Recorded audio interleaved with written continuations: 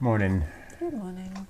George is here with us today to Give you an update on give this. you an update on him. It's not terrible bad news. It's just kind of, he's 13, he's aging, and a couple days ago he had his first kind of significant age-related setback. We were down visiting London, and he was out playing in the yard, as he often does, chasing a ball, and all of a sudden he started having problems where he was rotating kind of counterclockwise and looked confused and couldn't quite see me. And it only lasted a few minutes, but after that he developed what's called nystagmus, which is where his eyes were twitching reflexively left to right. And that caused him to have some serious balance issues, and he had some vomiting and some illness. And we got him into the vet the same day. And like an hour later. Yeah, like an hour later. We were lucky. They had a spot, and we were able to get him in and get him seen. And fundamentally, he's developed something which is probably called idiopathic or age with no known cause vestibular disease, which basically means that his balance is badly affected, and he had the nystagmus, which was the eye twitching, for several days. That has now resolved, so he can focus again. He can focus on things again, and he's not just constantly falling over. But he does fall over, and he does walk around. Well, not as bad as when he was that first day, but he does walk around like he's a little bit drunk. Yeah, he's lost some coordination, and he can still chase the ball. He still focuses on the ball. He still wants to chase the ball. He's still taking food, although his interest in his previous food has ended. But he'll still take biscuits and everything, obviously. But yeah, he used to love chicken and rice. Now he likes whitefish. He likes whitefish, and he will eat sweet potato. It seems to be he needs stronger smells. He doesn't really do anything for chicken, whereas he used to go wild for chicken. Yeah, and same with cheese. He hasn't been responding to cheese the same way. So it's possible something's changed in the olfactory system. The reality with idiopathic vestibular disease, or sort of any vestibular disease, is if it's not caused by an ear infection, which it isn't, and it's not caused by like an immediate injury or an aneurysm, which he has no signs of either of those, then it's probably just age-related changes in the brain, which can be a tumor, and might be a tumor. But the only way to diagnose that would be to put George into an MRI, which requires him going on a general anesthetic. And there's a fairly high risk on the general anesthetic, and there's not really any kind of obvious benefit other than just knowing. Yeah, we would know that there was something that was, actively growing, or something that was sort of passively just slowly causing changes. So we'd have more of a timeline, but we wouldn't have any kind of there wouldn't be any treatment. If we found out there was a growing tumor, we wouldn't. No, they don't do open brain surgery for dogs or anything. And at this sort of age, it's kind of inevitable that there will be something. And since he's recovered and he's got his quality of life back and he's walking around, yes, he is a little bit wobbly. We have to be more careful with him, getting him on and off the boat. We have to be more careful with him in terms of getting up and down off the bed. So we have to lift him a lot more often.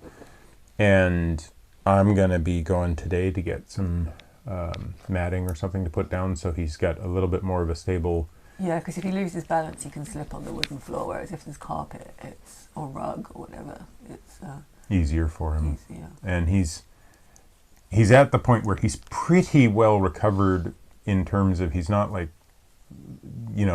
obviously unstable when he's standing around. He's running after the ball. And he was off his food for a couple of days. So yeah, he was on some anti-nausea.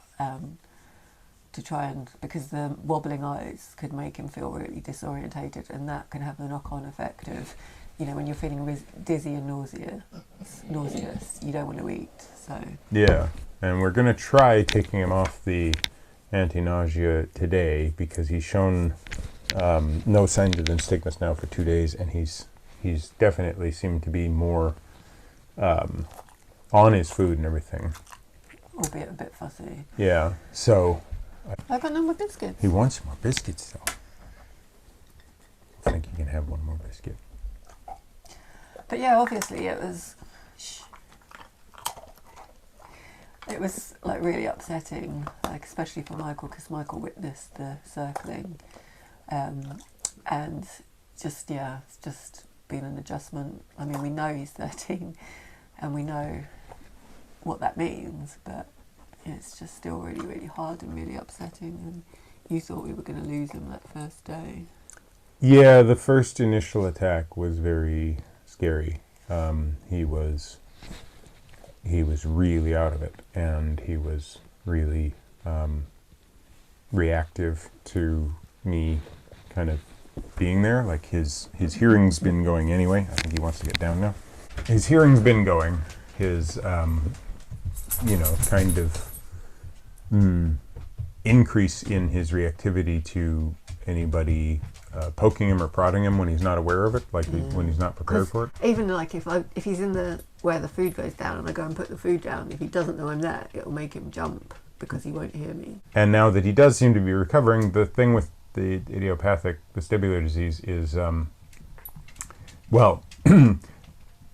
if it is a tumor, then it's a fairly steady progression.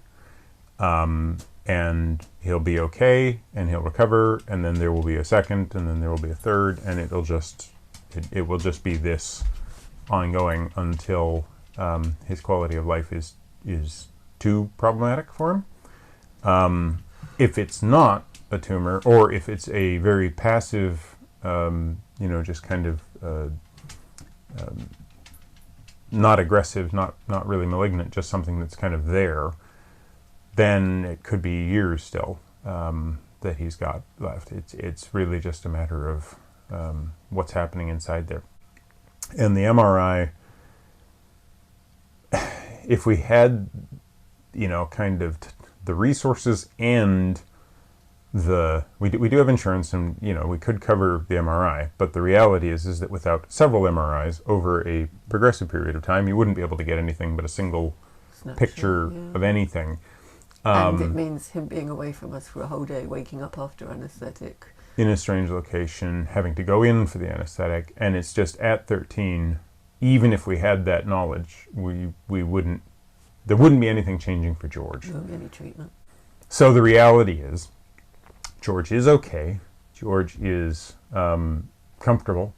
He's enjoying life. He's wagging his tail. He's chasing his ball. He can't chase his ball as far as he used to. But he couldn't anyway. No, but it's like it's kind of past time to retire his chucker, and not be throwing the ball 80 meters anymore. He's certainly able to run after it. He likes running after it. He occasionally does a funny tumble, but he recovers from it. He's been eating. He's enjoying foods. He's enjoying meeting people. He's enjoying meeting dogs, and he's he went on a good long walk yesterday, and well, you say long, a couple of miles. But long for him. Yeah. And not for young George. Not for young George, but for George as he is. Like, the reality is we got him at 6 as a rescue. We knew at the time that we got him that he was already halfway through his life. We've done everything possible to kind of give George a good life. He's had a good life. He's still having a good life. He is having a very good life. He still likes being on the boat. He doesn't like being on the boat when it's moving, but he hasn't liked being on the boat when it's moving the entire time. And so yeah, we might not do those really long days that we used to do. No, and we might have to slow down and change the schedule up a bit, based on the fact that there are places that are going to be harder for him to be moored at, so we might have to go find the better mooring. And also, rather than a rural one. Yeah, just being so far away from a vet is like plays on our mind. So it's probably better to be city to city, Town to town. than town to town. So yeah, we're going to have some forethought having to put into each of our moves, but we're going to continue with the plan because the plan has very much involved George the whole time. George has been... George is 1/3 of the crew. We can't do it without him. Yeah, so we've got our 3 remaining places to get to. The last tiny little portions that we weren't able to finish. Well, one we weren't able to get to. One wasn't open yet, and one wasn't open at the time. So yeah, we're gonna do those. And we're gonna cherish George. Yeah, he is the bestest thing that has happened to us, and he's been so good, and he is so good, and he is so happy, and we're gonna keep him happy, and we're gonna keep him as healthy as we can. But the warts and all sort of nature of our videos means we have to tell you when things start going wrong, and things have started to go wrong. So there's no timeline, there's no specific, kind of moment of worry. There isn't, anything new there. It's just that a clock that's been ticking is more obviously ticking, but he is licking his bits right now, so everything must be okay.